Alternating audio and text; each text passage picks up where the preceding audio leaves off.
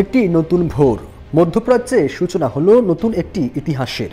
প্রায় ৫৪ বছরের পারিবারিক শাসনের অবসান ঘটল সিরিয়ায়। দেশটির কর্তৃত্ববাদী শাসক বাশার আল আসাদ বিদ্রোহীদের কাছে পরাজিত হয়েছেন। ব্যক্তিগত উড়োজাহাজে দেশ ত্যাগ করে পালিয়ে যান। সিরিয়ার ইতিহাসের অন্যতম আলোচিত এই শাসকের উত্থান হয়েছিল কিভাবে, জানাবো তারই বিস্তারিত।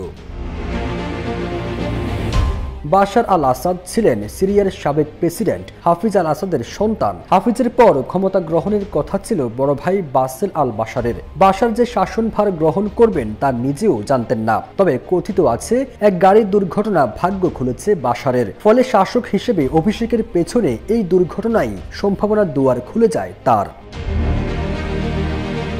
বাশারের বড় ভাই বাসেল আল আসাদ গাড়ির দুর্ঘটনায় নিহত হন ১৯৯৪ সালে। দামেস্কের কাছে ওই দুর্ঘটনা যখন ঘটে, আসাদ তখন double million offer Walton fridge কিনে পেতে পারেন ২০ লক্ষ টাকা, রয়েছে কোটি কোটি টাকার নিশ্চিত উপহার। লন্ডনে চক্ষু চিকিৎসা নিয়ে পড়ছিলেন। মূলত বাসেলের মৃত্যুর পর আসাদকে ক্ষমতা নিয়ে আসার পরিকল্পনা শুরু হয়। বাশারের বাবা হাফিজ আল আসাদ প্রায় ৩০ বছর সিরিয়ার প্রেসিডেন্ট ছিলেন। পিতার হাত থেকে ক্ষমতা নেওয়ার জন্য তাকে তৈরি করা হয়নি, কিন্তু ভাগ্যের ফেরে তিনি দেশের নেতৃত্ব দিয়েছেন রক্তক্ষয়ী এক যুদ্ধের মধ্য দিয়ে, যে যুদ্ধে মারা গেছেন হাজার হাজার মানুষ।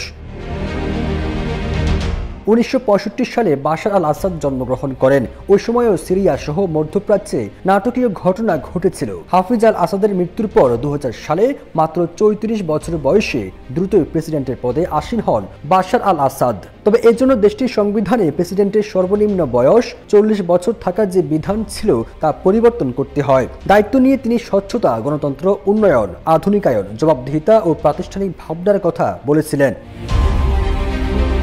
২০০৩ সালে ইরাকের যুদ্ধকে ঘিরে বাশার আল আসাদের সাথে পশ্চিমাদের সম্পর্কের অবনতি হয়। তিনি ইরাক মার্কিন আগ্রাসনের প্রতিবাদ করেছিলেন। ধারণা করা হচ্ছে সেই আশঙ্কা থেকেই যুক্তরাষ্ট্রের সামরিক বাহিনীর পরবর্তী টার্গেট সিরিয়া হতে পারে।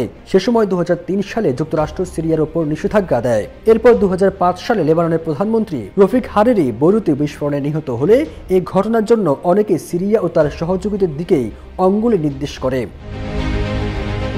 ফিরোজ আলম, জয় জয় দিন।